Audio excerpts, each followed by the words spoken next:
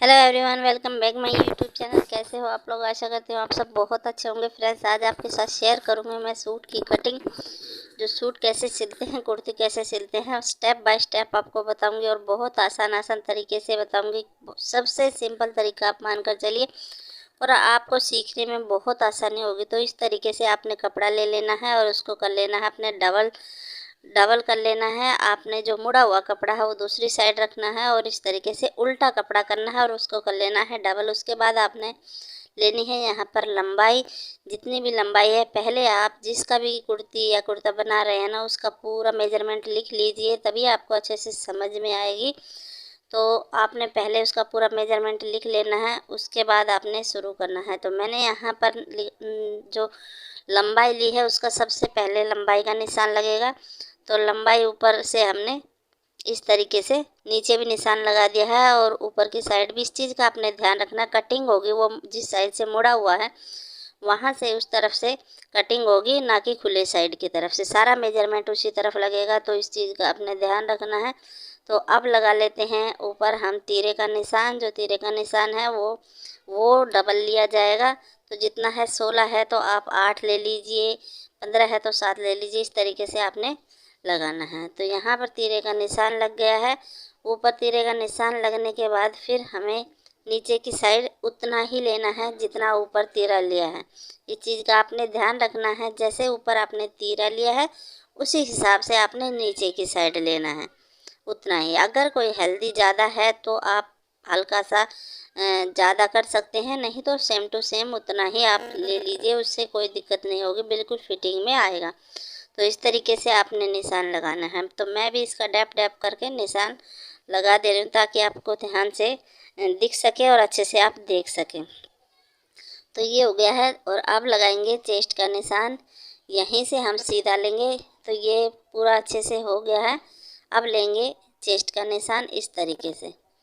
Chest का आपने देखना है कितना है, तो उसका भी इसी तरीके से आपने लेना है। ये चौथा हिस्सा है, तो चौथा हिस्सा ही, जैसे कि चेस्ट है आपकी 30 तो 15 हो गया आपका डबल, और 15 का भी आधा हो गया आपका चौथा हिस्सा। इस तरीके से आपने यहाँ पर निशान लगाना है। तो इसका जो है वो मैं निशान लगा लेती हूँ, फिर आपको आगे बताती हूँ।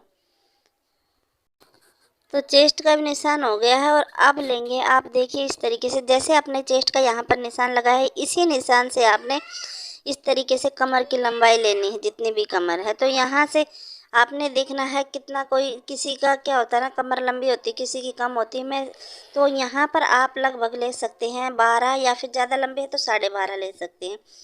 ठीक है, इस चीज़ का आपने ध्यान रखना है। वो आप मेजरमेंट से पता कर लेंगे कि ये किस तरीके से लगेगा। तो उसके हाफ में निशान लगाना है, क्योंकि वहीं से फिटिंग की निशान लगेगी। तो ये देखिए मैंने यहाँ पर हाफ में लगा दिया है 6 पर। और अब आपने यहाँ से निशान लगाना है, जितना भी कमर का साइज है उसी हिसाब से कमर का निशान लगा लेना है। उसको आपने वहीं पे छोड़ देना है और आपने इसको कमर के हिसाब से, कमर की जो भी है जितना भी मेजरमेंट है उतना ही आपने उसका चौथा हिस्सा यहाँ पर निशान लगा देना है। तो आप पहले मेजर कर लीजिए, उसके बाद ही निशान लगाइए, ताकि आपको कटिंग करने में कोई दिक्कत ना हो। तो अब देखते हैं आगे। अब यहाँ से हम लगाएंगे हिप का निशान। हिप का भी आपने मेजर ले लेना है, उसके बाद ही उसी हिसाब से आपने लगाना है चौथा हिस्सा। तो यहाँ से आपने जो चेस्ट का लिया था उस निशान को आपने कमर के निशान पर मिलाना है, और जो हिप वाला है उसको भी आपने कमर से मिला देना है। तो ये इस तरीके से फिटिंग आएगी। तो ऐसे आपने कट कर लेना है।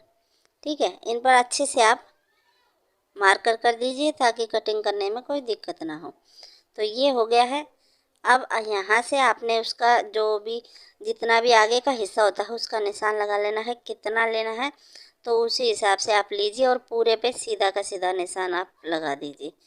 तो इसमें कोई भी झंझट नहीं है, कोई दिक्कत नहीं है, इसको बस ऐसे सीधा आपने निशान लगा देना है। तो ये हो गया। और ऊपर से आपने फिर यहाँ से 1.5 इंच आपने एक्स्ट्रा लेना है। सारे ही मेजर में आपने 1.5 इंच एक्स्ट्रा लेना है, ताकि जो सिलाई होगी वो उसके अंदर दब जाएगा। तो इस तरीके जितने भी निशान लगाए इसी तरीके से आपने 1.5 इंच एक्स्ट्रा निशान लगा देना है। उसके बाद ही कटिंग करनी है। इस चीज़ का ध्यान रखना है आपने, 1.5 इंच आपने एक्स्ट्रा लेना है। ये आपका सिलाई के अंदर आएगा और नीचे आपका ये फोल्ड होगा।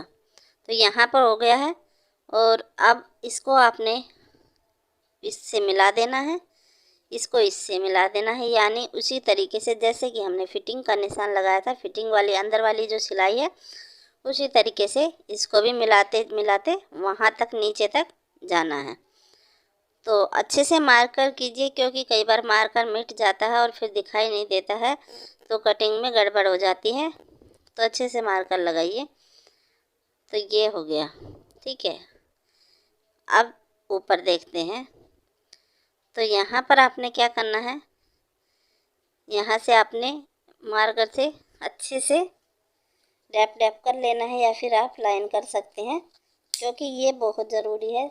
यहाँ से देखना, यहाँ से इस तरीके से आपने निशान लगाना है और फिर आपको इस तरीके से अपने हाथ से गुलाई कर देनी है। तो ये हमारा जो बाजू है यहाँ का क्लियर हो गया। अब ऊपर से आपने हल्का सा यहाँ पर आधे इंच से भी कम लीजिए, आधा इंच भी ले सकते हैं। तो यहाँ पर निशान लगाना है और जो आगे है गला, उधर से आपने ले करके इस निशान पर मिला देना है, क्योंकि जो मोढे की जो फिटिंग बहुत अच्छी आती है इससे। तो ये बहुत बहुत ज़रूरी है करना। तो इसको आपने वहाँ से अच्छे से यहाँ पर मिला देना है। तो जो कटिंग थी वो पूरी हमारी क्लियर हो गई है और उसको अच्छे से आपने कट कर लेना। इसी तरीके से दूसरा पार्ट आप इसके ऊपर रखिए और आराम से कट कर दीजिए, कोई दिक्कत नहीं होगी। अगर कोई दिक्कत है तो